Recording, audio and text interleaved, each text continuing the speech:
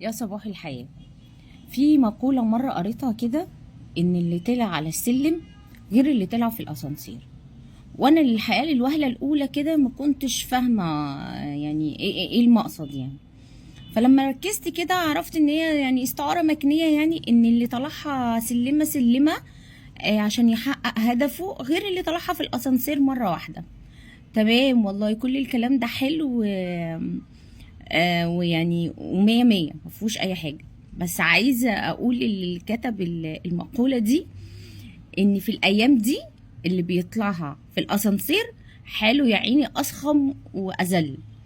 اللي طلعها في الاسانسير النور قطع عليه واتخنق وكان بيفرفر وهيموت. فاللي بيطلعها اليومين دول في الاسانسير هو اللي محتاجين والله ندعموه وندعيله. اللي طالعها على السلم والله ده في امان، لكن اللي طالعها فعلا في الاسانسير اليومين دول هو اللي محتاجين ندعي.